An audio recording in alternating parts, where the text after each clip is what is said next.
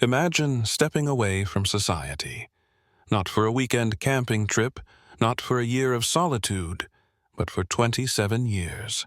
No conversations, no internet, no contact with another human being. That's exactly what Christopher Thomas Knight did. In 1986, he drove into rural Maine, ran out of gas, and instead of looking for help, he walked into the woods where he would remain, unseen for almost 3 decades. How did he survive brutal winters with no fire? How did he avoid people for so long? And why did he do it? This is the unbelievable true story of the North Pond Hermit. Christopher Knight was just 20 years old when he disappeared. No note, no goodbyes. He simply left. At first, his family assumed he had started a new life somewhere. But the truth was far stranger. Knight had parked his car, walked into the dense forests of Maine, and never turned back. For the first few weeks he wandered. No map, no real plan. He survived by eating berries, drinking from streams, and sleeping under trees. It wasn't long before he realized he needed a better setup if he wanted to survive. Most people, if lost in the woods, would eventually seek help. Not Christopher Knight. He found the perfect hiding place. A small, camouflaged camp deep in the wilderness near North Pond, where no one would ever stumble upon him. He set up a tent, covered it with leaves and branches, and carved out a secret life that no one knew existed. But here's the thing.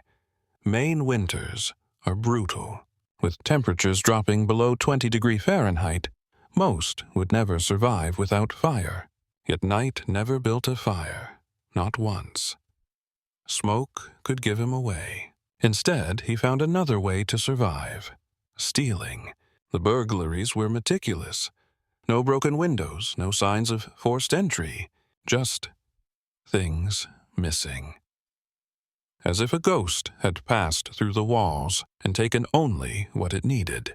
Local residents feared for years that someone or something was watching them. One family even left food on their porch with a note: "Please take what you need, but don't break in." Knight took it anyway, but he never took too much, just enough to survive. Over time, Knight perfected his routine. He moved silently through the woods, studying human behavior from a distance. He knew which houses had alarm systems, which ones had food stocked up, and when people were away.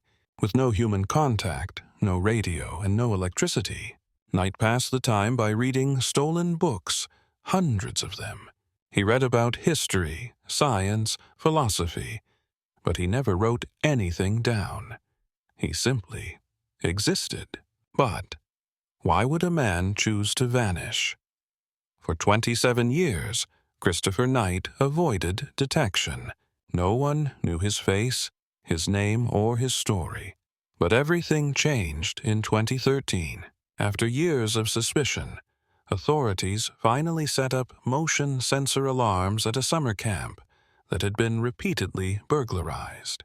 When the alarm was triggered, officers rushed in and caught Knight in the act.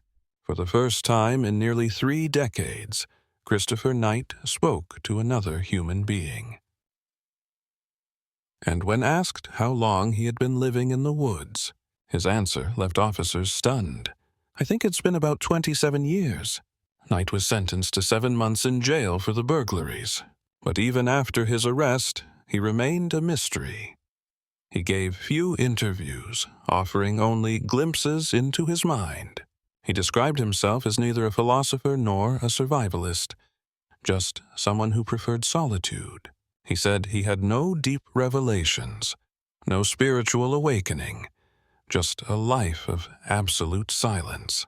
When asked what he had learned, he simply replied, "Solitude is not something you can explain. It's something you live." After serving his time, Knight disappeared again. This time, not into the woods, but into an unknown, quiet life. To this day, no one knows exactly where he is or what he's doing. Maybe that's exactly how he wants it. So, what do we make of Christopher Knight? Was he a criminal or a modern-day Thoreau? Was he running from something or running towards something we just don't understand? Let us know what you think. And if you love mysterious real-life stories, subscribe for more.